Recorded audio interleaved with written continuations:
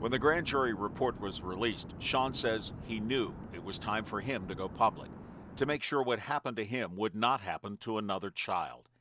He reached out to a longtime friend, State Representative Frank Burns, who in turn introduced him to Representative Mark Rossi, who says he had been molested by a priest as a child. That led to an exhaustive interview with the Harrisburg Patriot News. That story appeared in the paper 3 days after the interview. And I got to tell you, those were the longest 3 days of my life. I was so anxious.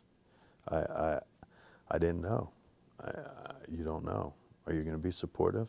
Are people going to be supportive? Or are people going to, Dougherty, are you just grandstanding? This is just some guy who's, trying to make noise, trying to jump on, somebody else's coattails to make a buck.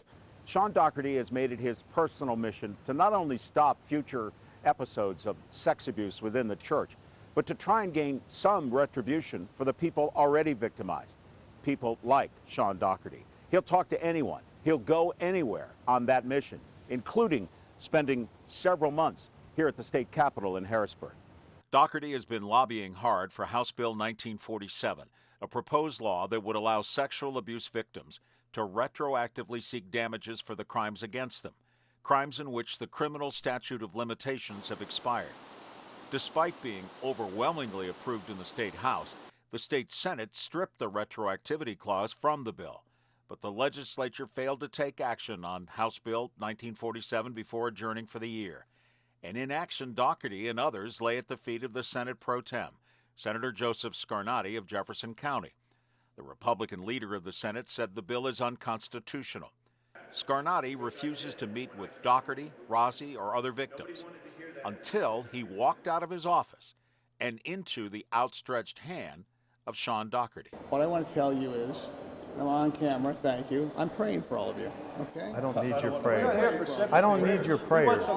I need a vote. What the senator doesn't realize as a victim, okay? No one listens to you as a victim. No one ever listens to you. You tell somebody somebody's abusing you, they don't listen to you. Oh, it's just this. Have a candy bar, you're okay. It's innocent padding. They just wanted to be affectionate. George Koharchik was moved out of St. Clement and sent to a new assignment at a church and school in Portage.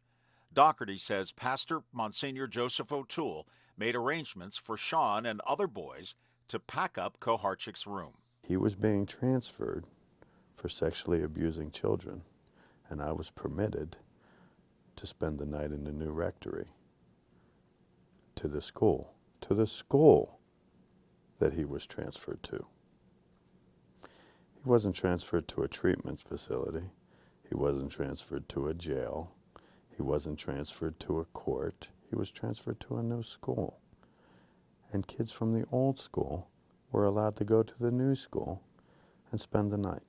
And you believe that his superior, immediate superior, Monsignor Joseph O'Toole and Bishop Hogan, both knew what he was doing and still permitted you and the others to pack up his room, to ride with him to the new church in Portage, the new school in Portage, and to spend the night.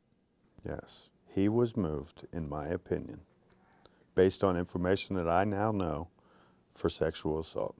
Shaun Dougherty, born and raised a Catholic, has not been inside a Catholic church since his father's funeral in 2014. He is not a practicing Catholic. He has doubts about all he was taught in his faith. He's not sure he even believes in God. If it did happen, you passed, and you came face to face with the God you were taught to believe in, with the God that we're all taught to believe in. What would you say? I don't think I'd be able to speak. I think I'd just burst into tears. I really do.